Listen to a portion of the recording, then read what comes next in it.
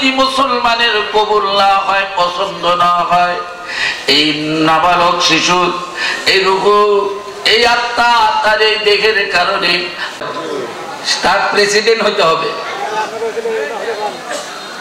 বাদশা হইতে গেলে একটা রাষ্ট্রের তেনাকে নির্বাচিত প্রতিনিধি হতে হবে। আমি আপনাদের কাছে এখান থেকে শুরু করতে চাই। আমার রাসূলকে দুনিয়াতে বাদশাহী দান করছেন, এরা কি নির্বাচনের মাধ্যমে না সিলেকশনের মাধ্যমে? বলেন সিলেকশন, সমর্থনের মাধ্যমে। আর যিনি এই সমর্থন করছেন তিনি আমার আপনার মতো কোনো কাইঞ্চা লোক না, মানুষ না। তামাম কুল কায়নাত যিনি সৃষ্টি করেছেন, বলুন সেই মালিকের নাম কি? কিছু মানুষ কয় নাই রে, হায় হায় হায়। আবার একটু বলেন, যে যেখানে আছি বলেন তো ওই মওলার নাম কি? কি মজার নাম! বিপদে মুসিবতে আপদে সর্বক্ষণে যিনি আমাদেরকে রক্ষা করেন তিনি কে? আবার বলেন, আবার বলি আল্লাহ। সেই আল্লাহ আমার নবীকে দোজাহানের বাদশা বানাইছেন। যদি এই ব্যাপারে কারোর খারাপ লাগে, তোর মতো শয়তান আর আবু জেহেল আল্লাহ জমিন আর একজন কেউ নাই। কেউ যদি ঠিক না কয় মনে করবেন তার মধ্যে আবু জেহেলের বাপ আছে। রাসূলকে বাদশাহী বানাইছেন মক্কা টু মদিনায় নয়, গোটা পৃথিবীর বাদশাহী আল্লাহ যাহাকে দিয়েছেন এই কথা শয়তান মানে, কিন্তু আবু জেহেল মানে না। দোজাহানের বাদশা যাকে আল্লাহ নির্বাচিত করেছেন সবাই মানে, শয়তানও মানে, নিজের চাচা আবু লাহাব মানে না। মানে ঘরের নিচে কি, বাতির নিচে অন্ধকার।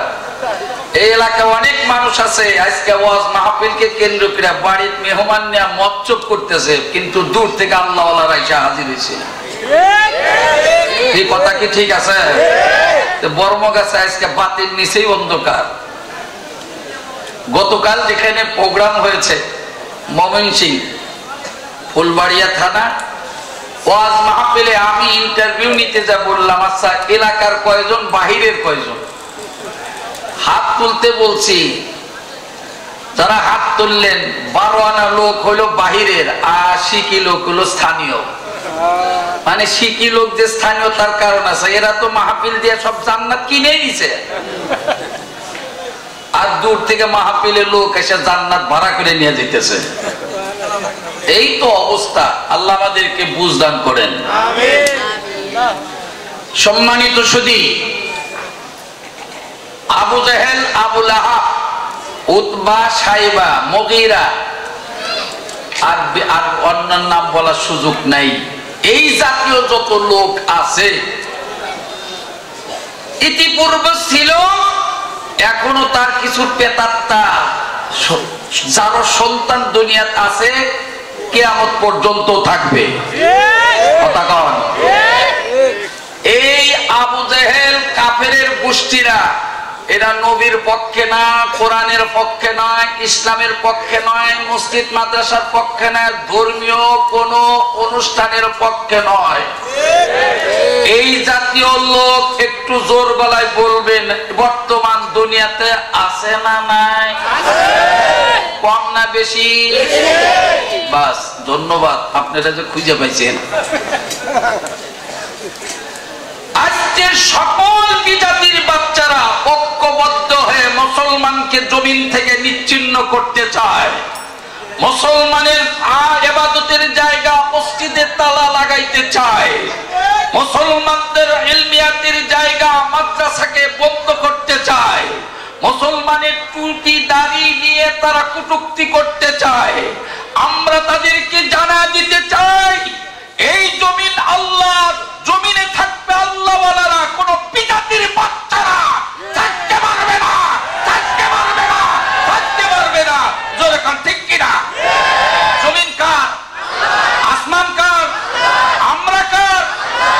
আল্লাহর। খাও, আল্লাহর কথা মানবে না, তোর বাপের যেখানে জায়গা আছে এখানে যা। জমিন বানাইছেন সর্বপ্রথম মুসলমানের জন্য। বাপের 10 বেটা থাকতেই পারে, 10 বেটার মধ্যে এক বেটা করে আওয়ামী লীগ, আর একজন বিএনপি, আর একজন জামাত ইসলাম, আর একজন জাসদ, আর একজন হলো ব্যাসদ।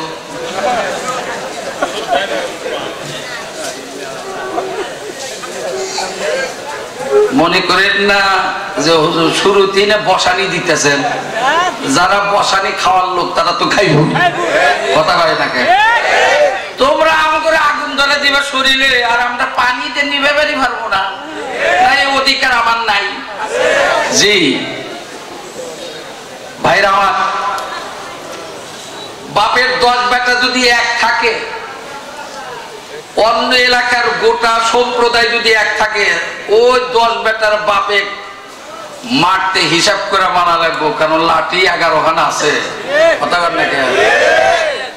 আমরাও বলতে চাই, মুসলমানের যতই মারো, যতই শেষ করতে ষড়যন্ত্র করো, ইনশাআল্লাহ যারা মুসলমান অবশ্যই তারা ঐক্যবদ্ধ আছে, ঐক্যবদ্ধ থাকবে। কোন না কোন একদিন আমার ভাইরা, মুসলমানদের সংখ্যা বর্তমান কম আর অমুসলিমের সংখ্যা অনেক বেশি।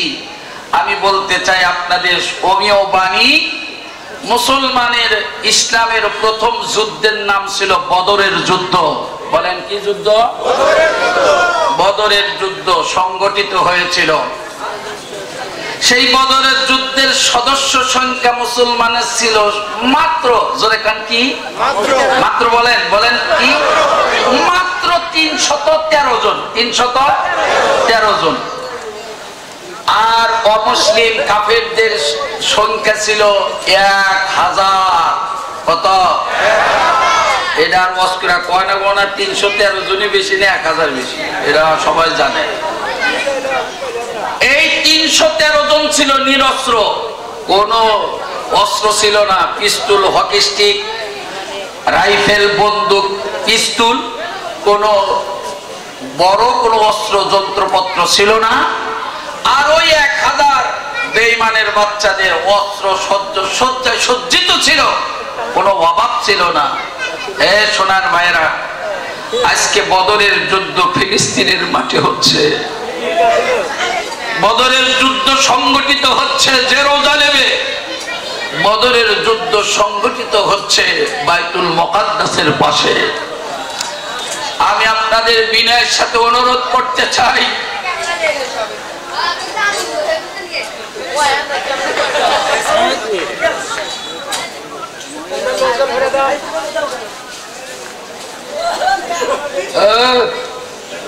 আমি কিন্তু চোয়ার থেকে উঠে আসি নাই।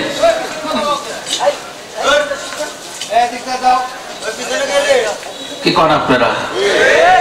আগে ভালো ওষুধ দেওয়া নেব, তারপরে ঠিক হবো। এইটুকুই কইলে আল্লাহ তুমি বুঝ দান করো। আর একবার কনা আমি বদরের সদস্য মুসলমানের সংখ্যা কত ছিল? আর কাফেরদের সংখ্যা কত ছিল? 1000। মুসলমান ছিল নিরস্ত্র আর কাফেররা ছিল অস্ত্র সজ্জায় সজ্জিত। ভাইরা আমার, সেই বদরের যুদ্ধ সংগঠিত হওয়ার পিছনে একটাই কারণ, হক জমিনে কায়েম হবে, বাতিল জমিন থেকে পালাইতে বাধ্য হবে। এটাই ছিল মুখ্য উদ্দেশ্য।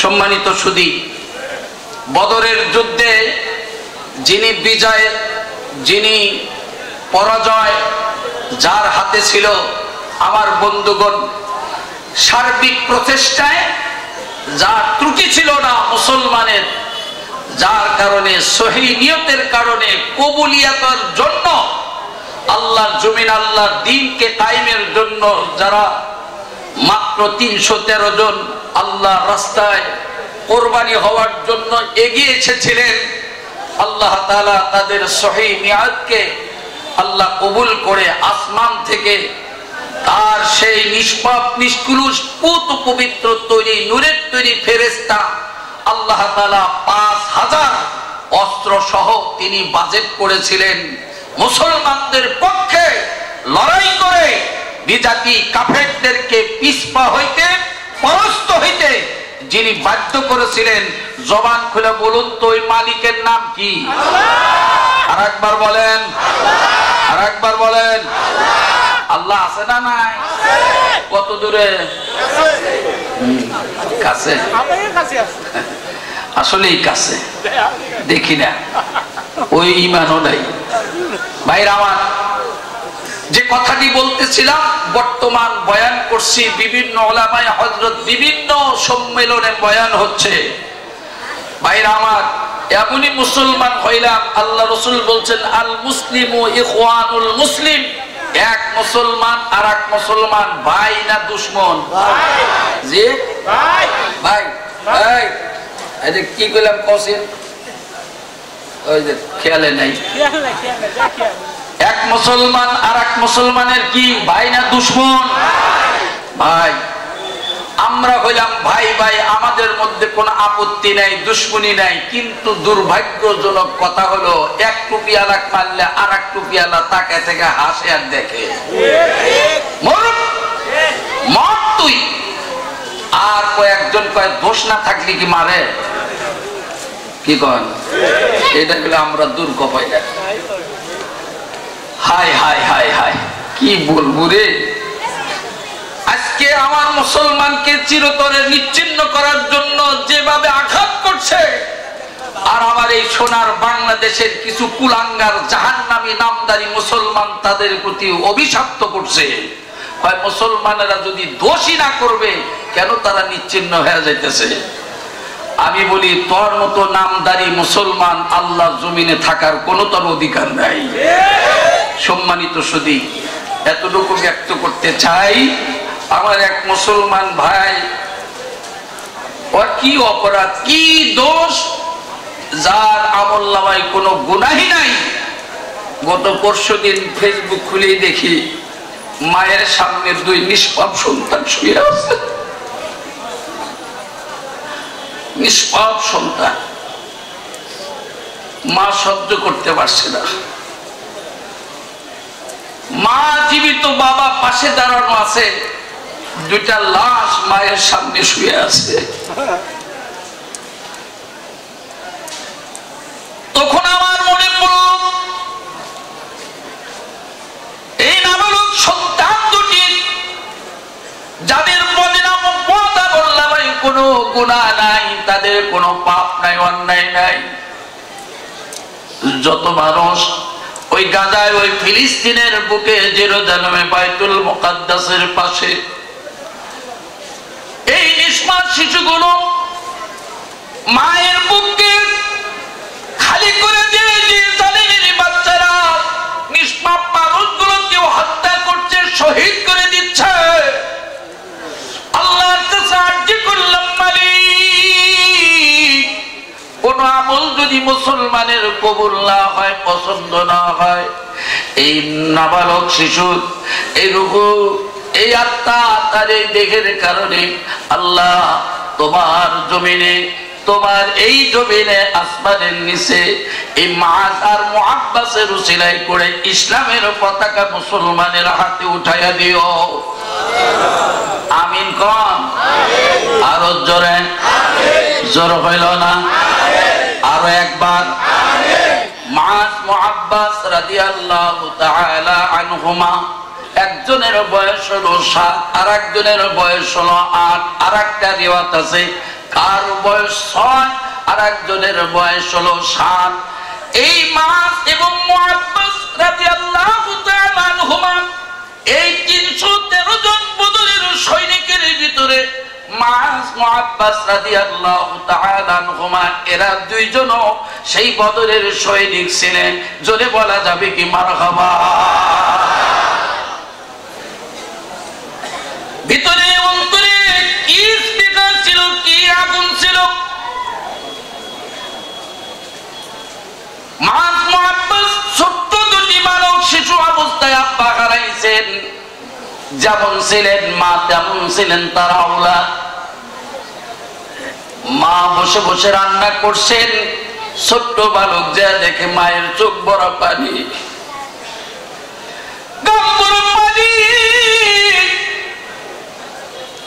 ছোট্ট ছেলে জিজ্ঞেস করলো, মা গো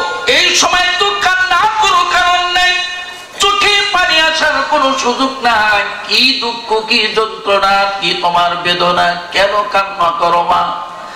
মা হাওমাও করে ডাক দেয়া বলেন, বিশ্ব নবী রাহমাতুল লিল আলামিন তিনি গতকাল বয়ান করেছেন। বয়ানের ভিতরে বলছেন, যারা আল্লাহর দ্বীন কায়েমের জন্য, আল্লাহর দ্বীন জমিনে বাস্তবায়ন করার জন্য যারা জীবন দিবে, যারা জীবন খানা কোরবানি করবেন, এই মানুষগুলো হবে শহীদ। শহীদের কোনো হিসাব হবে না। আল্লাহ বিনা হিসাবে তাকেও জান্নাতে দিবেন, তার পরিবার পরিজনকেও বিনা হিসাবে আল্লাহ জান্নাতের বাসিন্দা বানায় দিবে। ওয়ালা তাকুলু লিমান ইউকতালু ফি সাবিলিল্লাহ,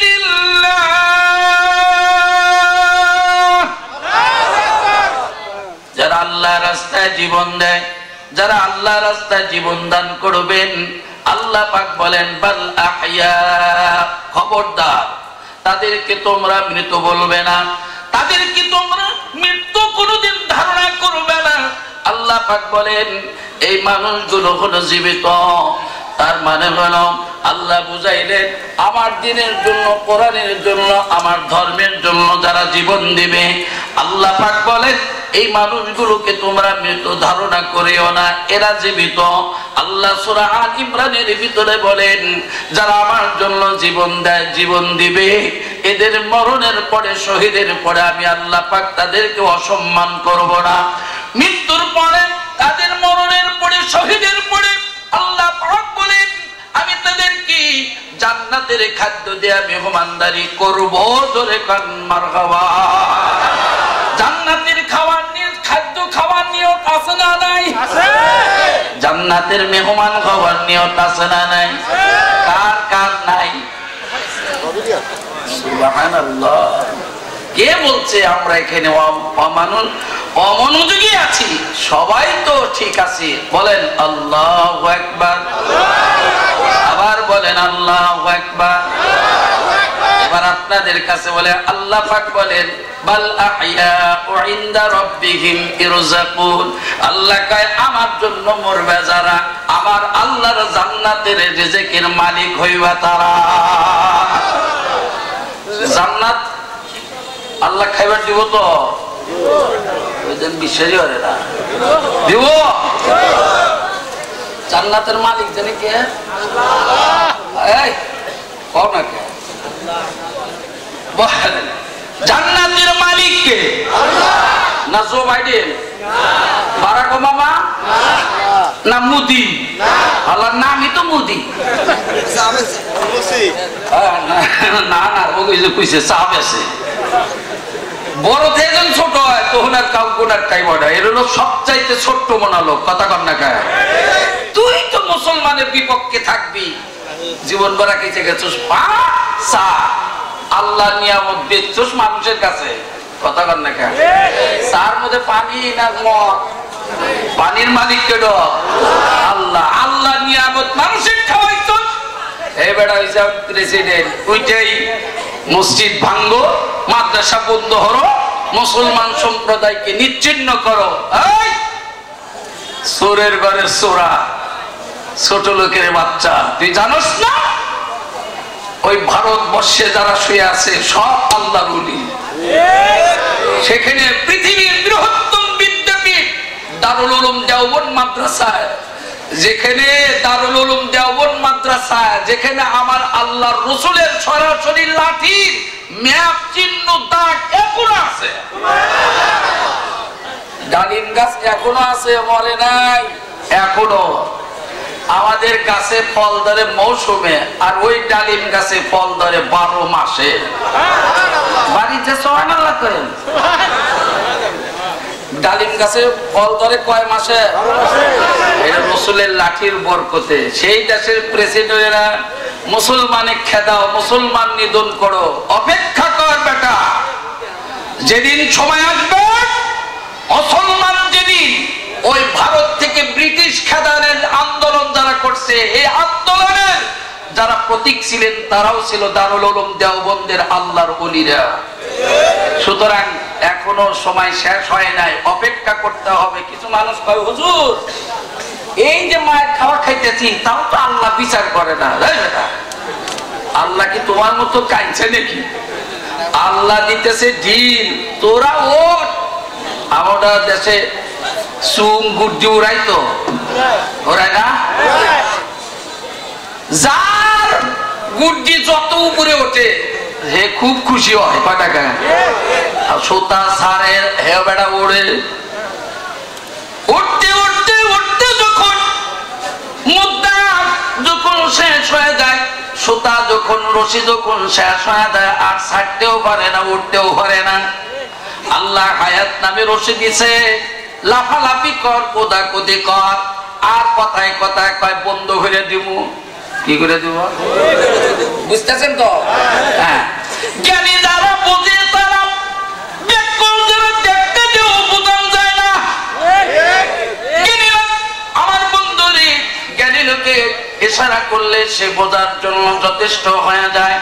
এই জন্য আমি আপনাদের কাছে বলি, ক্ষমতায় পায়ে কইও না আমি বন্ধ করে দিয়ে বসে থাকবো। আল্লাহ কয় তুই বন্ধ করবি, আর আমি যদি চালু রাখি তোর বাপ দাদার 14 গোষ্ঠী রাখতে পারবে না। নাম কনে গোনা। আর একজন বলতেছে যারা বাজার করবে যায় সকালে তারাই বোঝে কি ঠেলা। 30 টাকার পেঁয়াজে কোন 150 টাকা, যে ঠিক না কব মনে করবে হে পেঁয়াজ খায় না। 30 টাকা কেজির পেঁয়াজ হলো এখন 100 উপরে। কাঁচামরিচ যা গরু খায় না, কাঁচামরিচ গরু খায়, মানুষই পায় না। বাজারের বিপরীত করতে সাংবাদিক প্রশ্ন করলো, স্যার দেশে তো বাজার গরম। উনি জবাব দিল, বাজার গরম বটে কিন্তু কেউ না খায়া নাই। তুমি তো বলবে তোমার তো বাজার করা লাগে না, চুরি করে সব টাকা পয়সা পাঠাইছাও তুমি বিদেশে, বাজার করে তোমার পেট। বাজারে গেলে গরিব মানুষ মধ্যবিত্তি মানুষ বোঝে কেমন মজা। আমরা বলতে চাই যে দেশের মানুষ অধিকাংশ গরিব, অধিকাংশ মধ্যবিত্তি মানুষ, যাদের দুঃখ যন্ত্রণা যারা বোঝে না, ক্ষমতায় থাকা তাদের কোনো অধিকার না। নাম কি কো রাখবো? দালালি করবে রাশি নেই বেটা, ও যা ভাই হবো কথা বল না কে। মাস মুআব্বাস রাদিয়াল্লাহ, মাস আর মুআব্বাস রাদিয়াল্লাহু তাআলা আনহুর জাতি আমরা শাহজালালের জাতি, আমরা শাহ মাকদুমের জাতি, আমরা মুদির গোষ্ঠী না। কথা কর না কে। যে লোক চুপ করে থাকে মনে করবেন যে বাপ আছে। আল্লাহ একটু ডাক দেখান, আল্লাহ আবার বলেন আল্লাহ। এখন তো নেটের যুগ, খুললি দেশের সব খবর এসে যায়। ভাইরা আমার ওদিকে না যে এতটুকু বলতে চাই,